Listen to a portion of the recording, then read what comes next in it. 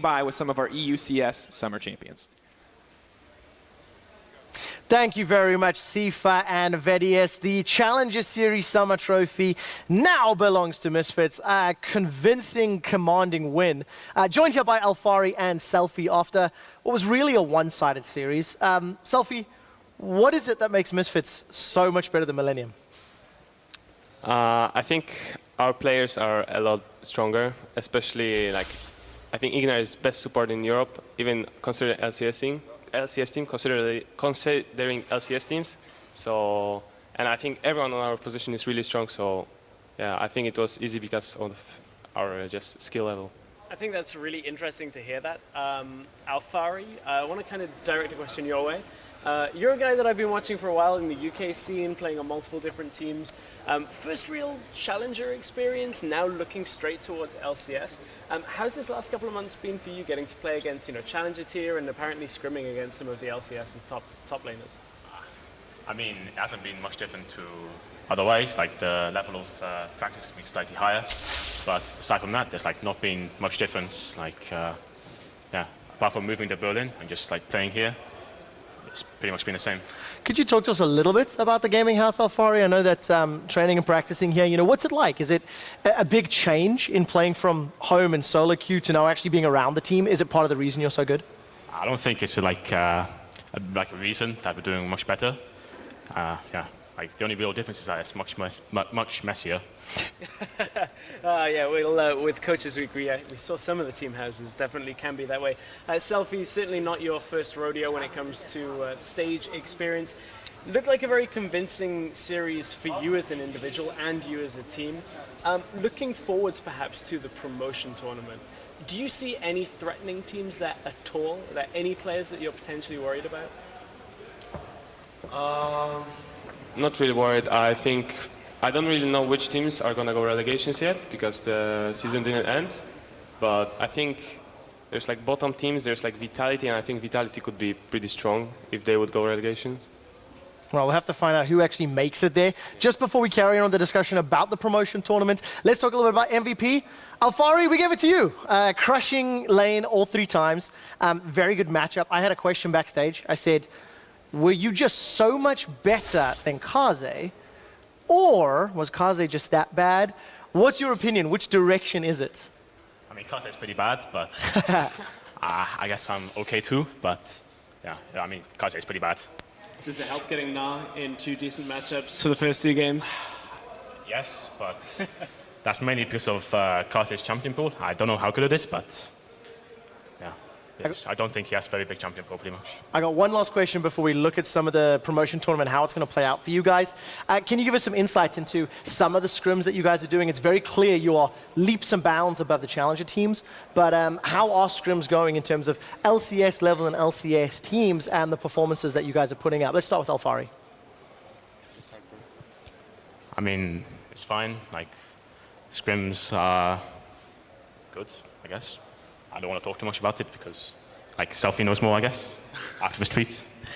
My team doesn't like when I talk about scrims after I wrote something on Twitter, but we're doing well.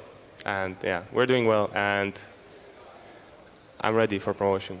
It certainly sounds like it. Yamato Cannon was brave enough to say that you guys have taken games from Splice, and they're looking great in LCS. So certainly, even LCS coaches are giving some kudos over to our now Challenger Summer champions. Exactly. So congratulations on that one. Let's look now forward again to some of the promotion teams.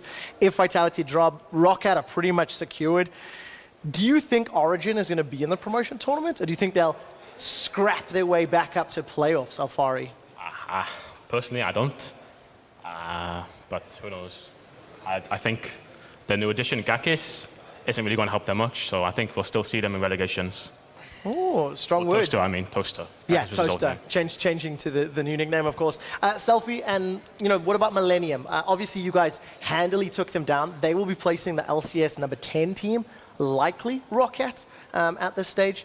Do you care to make a prediction on who you think might win that one to advance to the next stage? I think Roccat is better. I don't think they're that much better, but they're better because they were screening a lot more like LCS teams, and I don't think challenger teams usually don't get that many LCS scrims. So I think Roccat has edge. I think when we look at them, Rocket, it's going to be an interesting one. Whoever then goes onwards obviously has a little tough test with the second portion of promotion tournament. So there's a lot of interesting stuff still to come in that promotion tournament bracket. And as we go through the last couple of weeks of the EULCS, teams can still jump. That's the funniest thing. Every team still in the EULCS can make playoffs, so maybe we'll see some crazy stuff happening at the end. I'll actually just quickly break down the promotion tournament for maybe some of the guys that don't know it. There's 2 stages to it. The Challenger number 2 team, which we have just locked in as Millenium, will play the LCS number 10. There will be a best of 5 single elimination, and the loser is done and will not be advancing to the next stage. Then there'll be 4 teams remaining: LCS number 8, LCS number 9, and of course Challenger Series victors. Then we'll play out in a bracket. There's a double elimination, and we'll find at least 3 of those teams to advance into LCS. We've had G2 Esports come out of Challenger and dominate in spring. Last year we had Origin come out of Challenger, dominate in summer.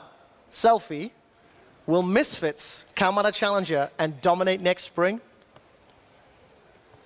I think we'll do very well in LCS. Yeah, I think we'll do well. Alfari, do you have anything to add to that, or are we going to leave Selfie alone? I mean, we have to qualify for LCS first, so. Fair enough. I like that. I like that one. Guys, congratulations again on the win. Just a quick shout out. Next tournament, North American Challenger Series, will feature Team Liquid Academy taking on Cloud9 Challenger.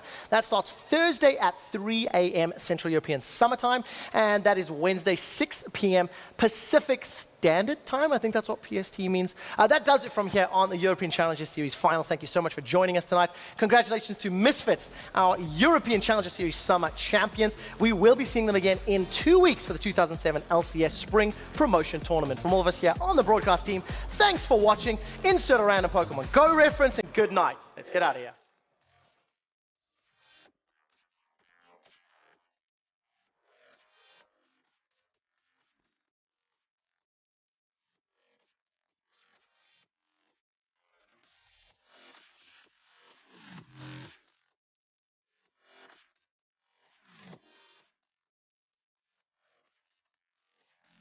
Kill pretty here.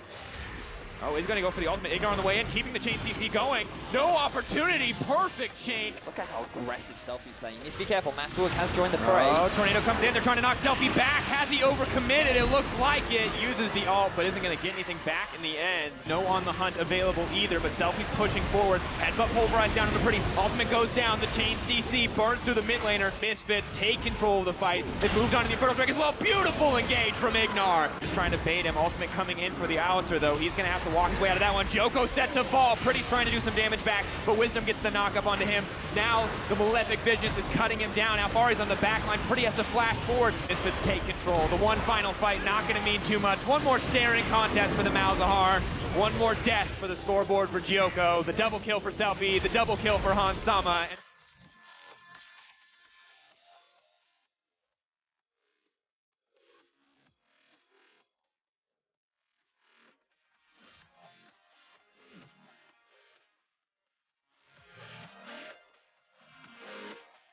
Down, he's going to have a bit more healing. Shen on the way in. That's the submarine. Vladimir is unkillable, but Ignar makes it through. They're moving forward. Selfie is overstayed. First blood dropping for Misfit. Alfari jumps over the wall. Meganar on the way. Keep your eyes on that health bar. Baron not going to drop, but Selfie will drop Masterwork. Pretty dashing forward. No one dropping yet, but the arrow's going to land onto Joko. Wisdom moves in for another kill. Misfits taking control of the fight. Fantastic execution from Misfit, setting up that Baron, drawing Millenium near. Misfits, after a back and forth early game, managed to pull it out here with a 15,000 gold lead.